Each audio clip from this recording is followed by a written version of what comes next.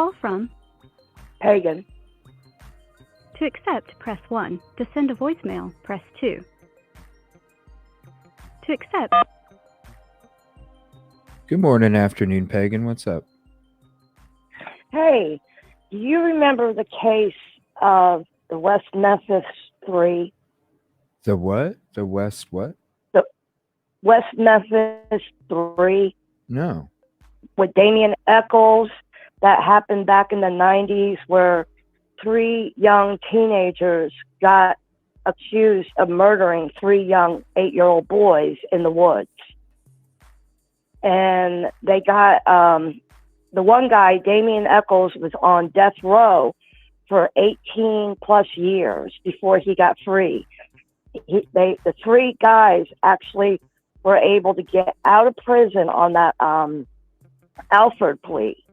And a lot of people like Johnny Depp, Eddie Vedder from Pearl Jam helped them get free out of jail. But the thing is, I ran across, because I like Damien Eccles, the guy that was accused of this murder actually has a YouTube channel to this present date. He was interviewed again within the last 4 months, and he was talking about how they're finding out now the FBI was involved in this, the cops were involved with this, and how dirty they were. Whoa. And DNA, and how the DNA now is coming around, and he's trying to put pressure on them to do a DNA test to give them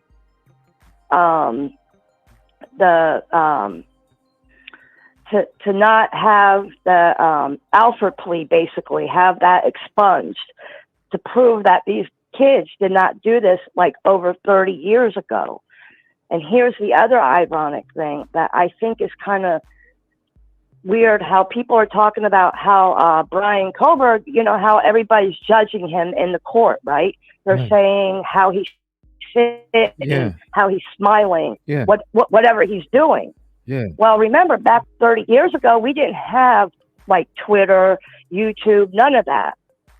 Well, back then, Damien Eccles, in this interview that he's having with a guy named Tim, it's either Tim Pool or Tom Pool, and he was talking about how in the news, every little move these kids were making as the court case was going on, they were saying, oh, he's guilty because he's moving this way, or he's guilty because he looks too stoic for it and everything. And this is a time when, like, the satanic panic was going on as well. So, of course, they were judging Damien Eccles because he liked his black clothes, Metallica, and all that. But I think it would be very interesting. I don't know how you would be able to do this. It's a little over a 2-hour conversation the host is having with Damien Eccles, right? Okay. And it would, I think the elements, if you look at the elements of this case of 30 years ago, bring it into present day, it's almost like if you shut your eyes, you would think they're talking about this case now, because you know how everybody's fighting over the DNA, the touch DNA, and how everybody's talking about, like I told you, the body language. They're judging Brian on his body language, and of course Damien Eccles and the 2 other people that were caught up in this came from like a low income place of a trailer park. And how everybody was judging them on that as well. And that's why they didn't get, you know, he feels like he probably didn't get good representation. But then you have the flip side of Brian Kohlberger's case, where everybody, oh, he must have done it because he's this college kid that's studying criminology. So it's like really weird how, I don't know what word I'm looking for.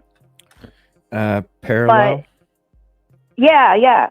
That, you know, here you're judging somebody that has this, yeah, like you're judging this guy because he has the smarts, the brains, and the education. But then on the other side, they were judging them because of where they came from, what music they were listening to, and they were judging like the body language, like I said, how they're doing the same thing. Yeah. And what's really good about it is you're hearing the words out of Damien Echols' own mouth, the guy that was actually prosecuted, that sat on death row for 18 years.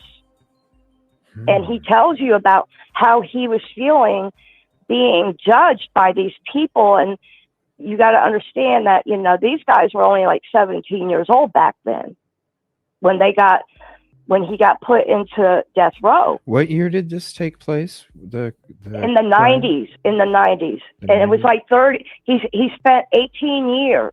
West Memphis. The three of them. Yeah, the West Memphis Three. They have all kinds of documentaries on it, like Paradise Lost. Yeah. HBO picked it up. Really? It was a big, infamous case. Oh, yeah. And how the town, this is the other similarity.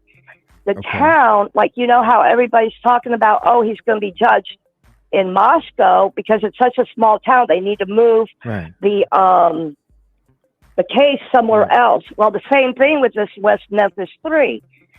And how people said when we first seen him, the first court date, we noticed that he had a bulletproof vest. Brian did, right? Well, here's these young teenagers wearing bulletproof vests too.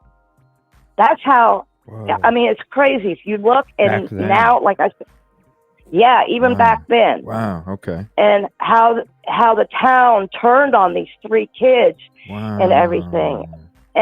But what's really, like I said, what's really good is I have followed this case for many, many years, and I'm so thankful these guys are finally getting, it's very slow creeping justice, but the corruption of the cops and the FBI and the politicians that were in that town.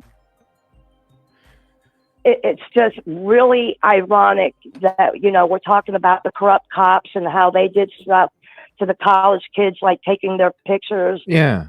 Their ID. Weird stuff. It's just, but 30 years earlier, because the cops, one of the cops was actually in the West Memphis Three, was got busted for child molestation. Really? Yeah. What channel? And you said like movie stars and rock stars were what did they do? Involved fund and do the research. The Innocent Project, I believe, got involved with it as well. Wow. Eddie Vedder from Pearl Jam, Johnny Depp. I even think Metallica, because Damien Echols liked Metallica. So a lot of people were pulling, because when you look at the case, you'll see it don't make no sense or rhyme either. I mean, you could see there was a lot of, I mean, even the most the most, I don't want to use the word undereducated, but the person that don't really know any type of knowledge about law or anything, if you just sat there and listened to the stuff, because they even have the old footage of the court case where the kids are sitting in, the judge is talking to them. It's a very interesting documentary. And I think it would be kind of neat, being that you take back, like I said, 30 years ago, and bring it into the new version of today. And it's still being talked about. They're still digging into this case to get these guys, because like I said, an Alford plea where that helps that town, so that the three kids can't sue that town for locking them up illegally. Basically, they got ramrodded. Wow. So for 18 years they lost their lives, you know. Right. Yeah. In a big part, But because oh, your brain is still developing even at that age, and that's those years is what transforms the rest into becoming what you ultimately will be becoming in the future. It kind of set that's your foundation for when your house is yeah, built. and Damien Eccles, and that's weird that you touch on that, because Damien Eccles will tell you in this interview, this newest interview that came out 4 months ago, that because he was in solitary confinement, that because he never really got the sunlight, his eyes have been affected, his brain, like he'll be talking in middle sentence, he'll tell you, he'll forget completely what he's talking about. Like he has like interruption in his brain because of how he was mistreated for those times being on death row. I mean, horrible. this was a 17-year-old boy on death row. They were wanting to kill him. He said, this town wanted to kill me. And this is how, like, we see how we are as viewers of these YouTube channels. And you see how some of them are like ramrods of wanting to kill Brian right off the bat without really doing any critical thinking, where then you got the other side that has more critical thinking, like Harsh and you and, Jules and everything. Yeah, there's a possibility. We don't have 100%. I just look at it, what if it was me? Like if I didn't commit it and all this stuff was used against me to put me in the same position, I would hope some dude on fucking YouTube that doesn't even have a degree, that's just doing this out of the goodness of his heart, I would want that person to be doing, to be looking into stuff that doesn't make sense and all this other stuff, because to say that these things don't exist is naive. That's having, these when you're walking and you're driving, you're missing a whole bunch of scenery on the left and on the right that could determine what you decide for your future.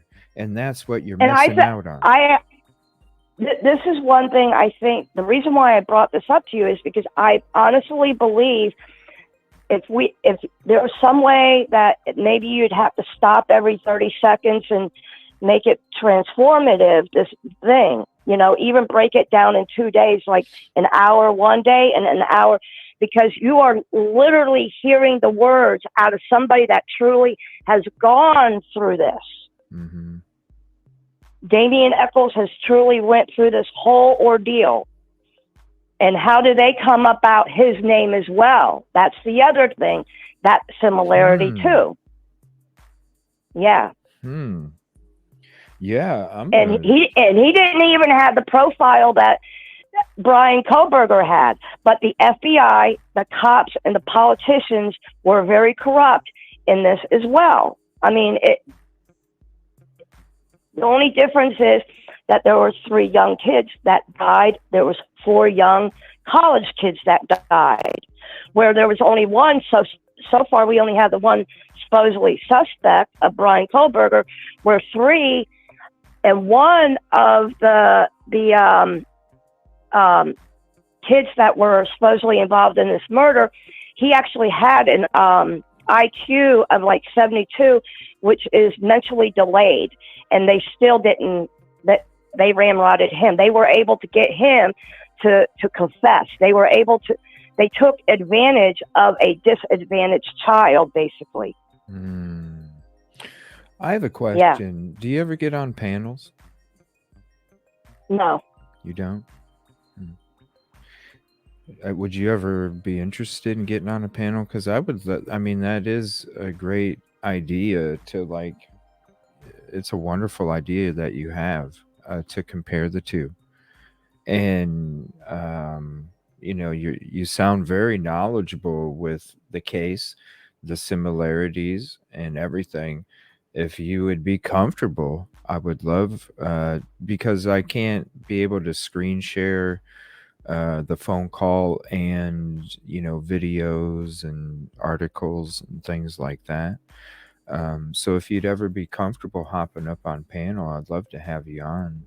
Well, see, the thing is, I don't have the technology. And right now I'm going through a point where I don't even have a computer. I have low vision problems where I can't hardly see my phone.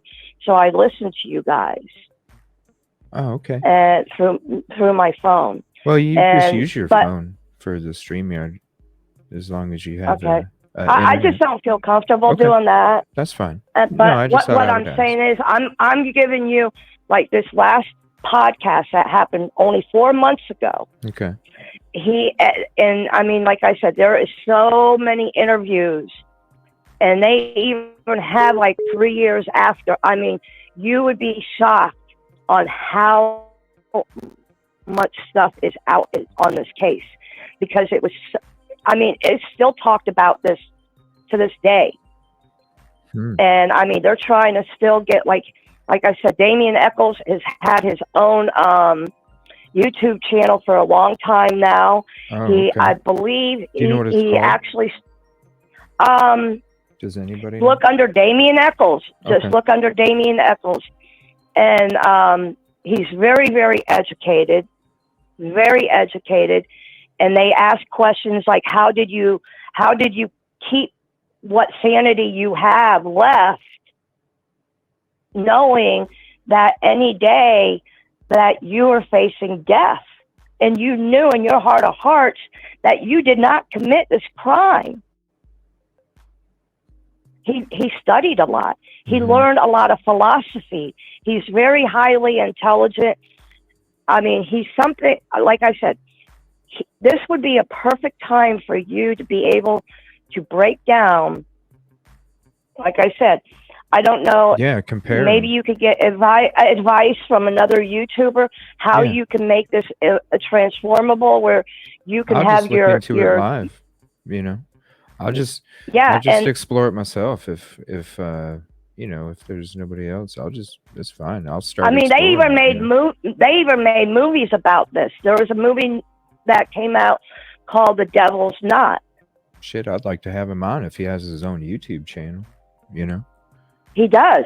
Hop on over, buddy. Let's talk. Talk to me about. Let's put it out there. You know what I'm saying?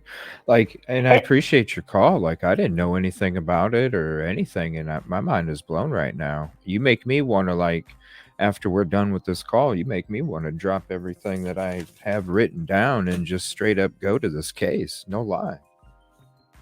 I mean, it's amazing. This is crazy. Amazing how our justice system. I mean, we might have been more naive back then because we don't have the technology that we have now, where we could actually see where there's so much news 24 hours a day now. Where back 30 years ago, usually at 11, 12 o'clock at night, you got a snow screen like, "Good night, America, bye-bye," for whatever the morning time again. Yeah. I mean, I remember when I was growing up, I'm like almost 60 years old. I remember at a certain time, the TV would actually turn into snow. It wasn't like a constant. Yeah, at a certain time. Yeah, you'd see the national anthem outro, and then it would just cut. Yeah, exactly. Nowadays, I mean, you got computers, you got all these media outlets, like YouTube, Twitter, all these things that 24 hours a day. So now you're finding out, and then here's the other, because of West Memphis, where this crime happened, here's another similarity. I've heard you guys talk about the Church of Christ, right? A little bit here and there. The South is a big-time Bible Belt. And like I said, this happened during the Satanic Panic. And everybody was going crazy, even like talk show hosts like Sally Jesse Raphael, Oprah Winfrey, Ricky Lakes. They'd all talk about the Satanic Panic and everything. So, I mean, it's a very interesting case, and the similarities, I mean, just literally listen to the guy himself. It is amazing. It's not hearsay. It's not a book written by some author that's trying to make a buck off the guy's back. This is the guy that lived it and breathed it for 18 years. Wow. And I think it would be very educational and important for your viewers to stop for a moment and remember this case was back in almost 30 years ago, like back in 1992 or something. Well, I mean, and even just to be put out there, because a lot of the community here is about the innocent until proven guilty. And this is a perfect example of how those things can exist. Honestly, I never heard about it. I'm sure other people have, but I didn't. And it's something that I'm definitely going to get into because that's what I'm about. Saying, what if it was me? What if it was him? Where you are put in this situation where you are innocent until proven guilty. And see, the other reason why, here's the other crazy thing about this case. They target him because of his name, Damien. Well, remember the character on The Omen? Yeah. The little boy? Yeah. Damien. Right. Okay? They were making that peril like, oh, he must be. And then, of course, this other thing, the reason why I got drawn to the case is because, I'm a heavy metal chick, okay? I love my Ozzy Osbourne, my Judas Priest, my Metallica, my Pantera, okay? People, when I was growing up, you consider me gothic, right? I have the black clothes, everything. And I used to have an old lady chase me down the street with holy water telling me I was the devil's daughter. Right. Because of the way I looked. And that's how they judged him as well. And you got that little connection, I mean? It's like, I understand your pain that people judge you for that. And that's insanity within itself. I mean, just because you listen to a certain type of music doesn't make you a certain type of person. No, and they've done that with a lot of cases. Yeah, for years. Too. Yeah. Yeah. Yeah, it's the easy way. You know what I mean? It's like... Yeah, instead of really doing any deep diving on something, the truth, or cover it, like I said. Cover it up, And that, that's the whole thing. It's a cover up what they were doing in that town too, as in Moscow right now. Very interesting. I mean, it is, almost identical. Except for the fact that this is a poorer version of Brian Kohberger. He comes from the poor end of the town where Kohberger has more of an education and he has a better upbringing where he did get an education where he had, he had his own struggles, but still kind of pushed through it, still took himself through college and everything. Right. It's just really, it's a very interesting case. I think it'll blow your mind if you watch it. It already is, and I haven't even watched anything yet. And I'm probably gonna be focusing my show tonight, honestly, about those two topics. I'm gonna dig into some of it this afternoon while we explore. But look for the channel. I think it's Tim Pool or Tom Pool, and you'll see he has it's only 4 months old. With the interview with Damien Eccles. Okay. And it's called Cultural War. It's called what? Cultural War. Okay. Like cultural. Yeah. So look it up. I mean, it's something interesting. I think to kind of, because like I said, it's really hard for some people to comprehend the injustice, but to have somebody, it's one thing for you and I and everybody that has never been in the system or had to fight against something like this, right? It's harder to explain that, but if you have somebody that is actually truly went from the time that they were accused to going through the trial to even ending up into solitary confinement on death row. Yeah, it's basically like history repeating itself. So if you want to watch what happens when the country is going through a recession. Just watch a documentary of the recession that took place before, and you already have an idea. You can use history to learn about the future, and that's the problem. A lot of people don't use the history of what's happened before to make the future better, whether it's decisions or choices.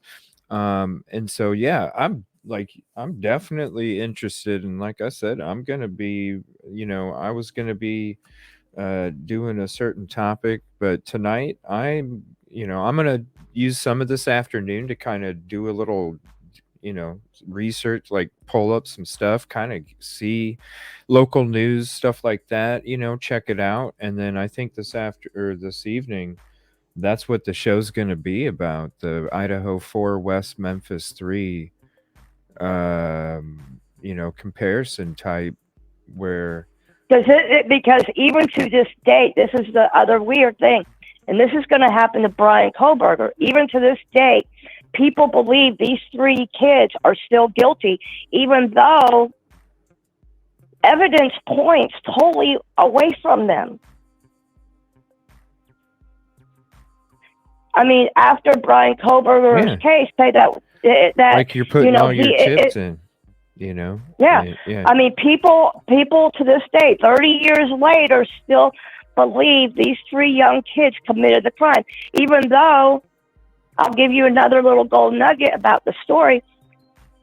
When it first happened, there was a Bojangles. Someone reported a man going into Bojangles' restroom with blood all over them, and one of the cops just drove up to the Bojangles and wanted an order of chicken and hamburgers, or whatever, chicken and biscuits, and drove off. And then another cop came. That's when they took the blood samples. But you're telling me that didn't raise any red flags? A man full of blood going into the restroom. I mean, there are so many similarities to it, and I'm not saying, it's the same crime, but I mean, if you look at how this is all played out and how the Brian one is being played out right now, it's creepy as hell. Man. And, it almost makes you wonder, like, maybe, you can also, if you're corrupt, you can also learn from history too. Yeah. As much as you can be about learning from history for the future in a positive direction, it could also be used in a negative direction as well. Man. And I think I appreciate you taking my call and everything. No, I just wanted to give you something to brainstorm about, maybe give you an idea to do something where maybe there's a lot of people that haven't heard about this case. Man. And like I said, to hear it come out of Damien Echols' own mouth, there is no better teacher than somebody that truly experienced that experience in their life. We could sit here and talk about it till the cows come home, but we truly don't know the emotions this person went through. Right. Or anything until you hear it from that man's mouth. Man, no, we could speculate how he might be feeling. Yeah, we could theorize how he feels. We could speculate all day long how it feels to be put under that type of scrutiny, that type of spotlight, and having your life in the balance of the justice system when the justice ain't even working for you. Yeah, 100. It's scary, and that's what people need to understand. Like, we don't know everything. We really don't. And you could literally, like Harsh, like that video we were watching from Harsh a little bit ago. Yeah. You can't be shocked either way. You can't be shocked if he's innocent. You can't be shocked if he's guilty. You can't, because like the way that the shit is, like I said, a low budget film when it comes to like the movie about the prosecution. It's like a low budget freaking film you're watching. Like, yeah, the BS that's, like, really? Like, what the, like, this is the justice system. This is what a prosecution team can do when it comes to having all this shit. Like, even the DP, like, yo. And so, with this other case, never heard about it. You blew my mind. I appreciate you 150 watch, for and calling in. here's the documentary of this case that I would highly suggest you watch. It's from HBO. It's called Paradise Lost. Okay. And you should see how, like, the suspect now they're thinking is one of the stepfathers that killed these kids. Okay. But you should see how you just got to watch it. It'll blow your mind. If you watch the documentary, the HBO one called Paradise Lost, and if you watch the newest interview with Damien Echols, I think those two it'll take you back, okay, and it'll go through the court case. It'll go through the court case with you. You'll see him when he was only like 17 years old at the time, and then you bring it up to present date where he gets to speak his mind, where he's written books too. His books are on Audible. Well, I can't show HBO, and I definitely I'm always about kind of sharing it with everybody at the same time as I'm watching it, just because I don't have a bunch of time outside of the show or work to be able to, like, watch those. So that's kind of why I share it with everybody for the show. But I'm definitely going to find something, because there's got to be stuff on YouTube. But the podcast, being that's on YouTube, he's a YouTube podcaster, I guess. That's the one. I'm wondering if you could do it in an informative way where you, like, stop and talk about it, where you have a conversation, then you could start it up again. I don't know if you could do it that way. Yeah. No. As long as you make it transformative. There's YouTube. There's probably a lot of documentaries that we'll be able to use, you know what I mean, to share the story. Mm-hmm. Because, like, you bring up a lot of good points, and honestly, I might even use the phone call that you're doing in a future episode when it comes, because it was a great call and a lot of great information in the call. Like, I appreciate you so much for having the comfort to call in and bringing this case up, because I never knew about it. I'm always that type of person.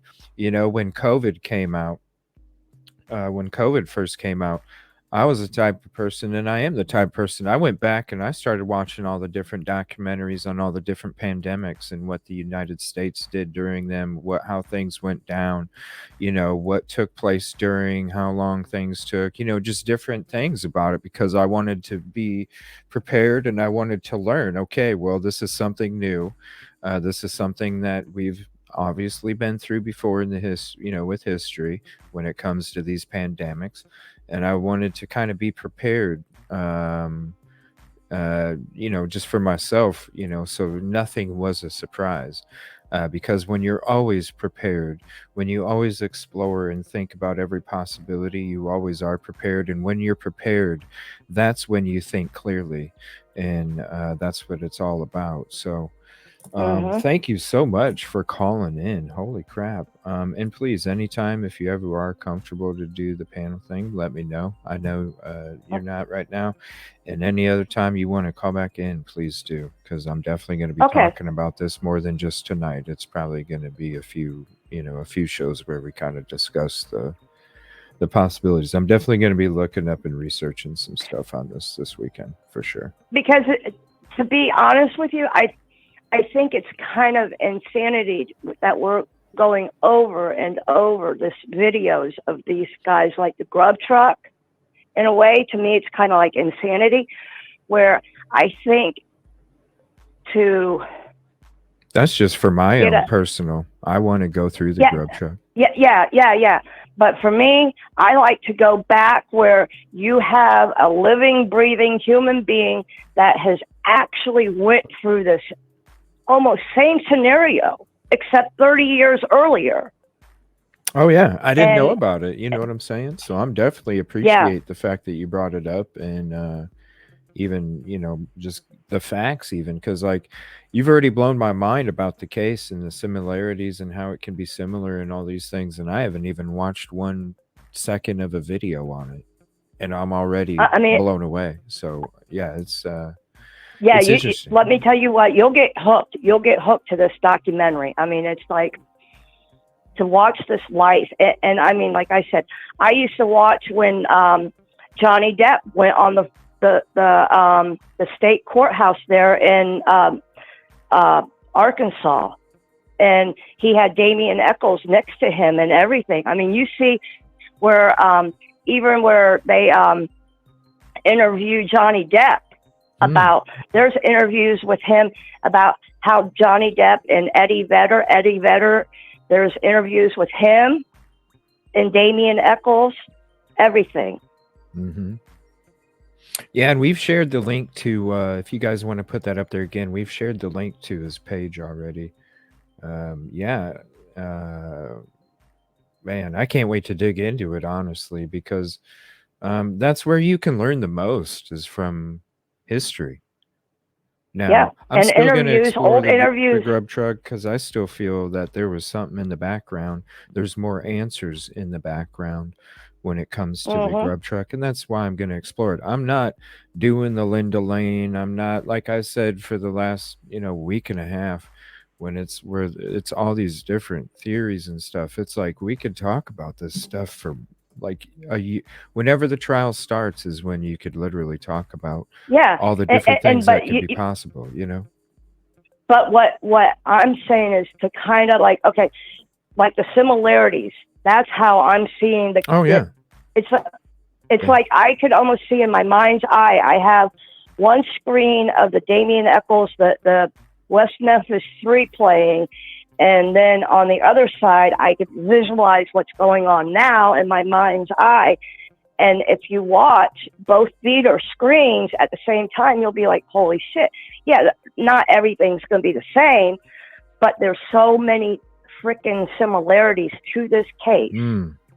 With the DNA, with the FBI, with the cops, with, how do they first come about Damien Echols' name and everything like that? How do they pin him for this shit? Right. Then they took advantage of the one that was, mentally delayed and everything.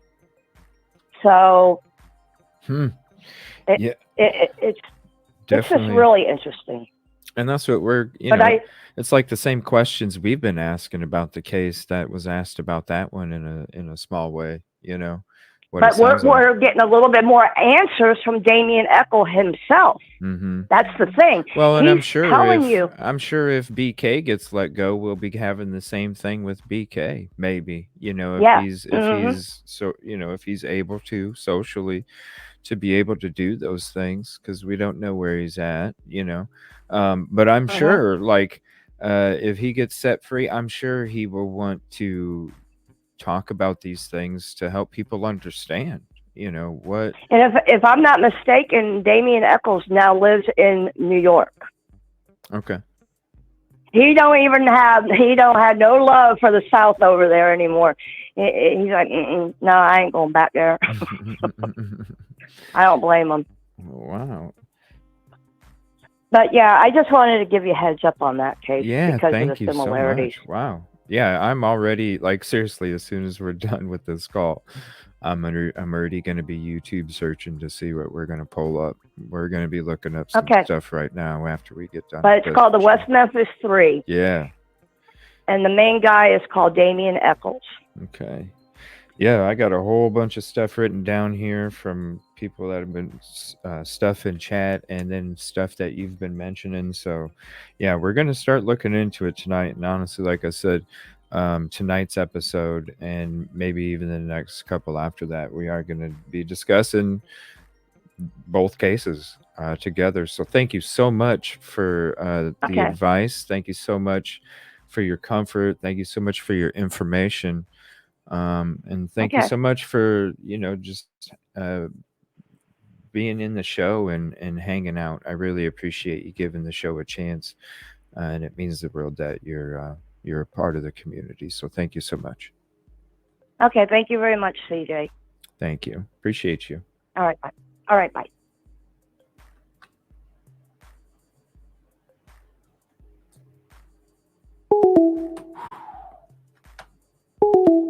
Dang. My mind is blown from that one.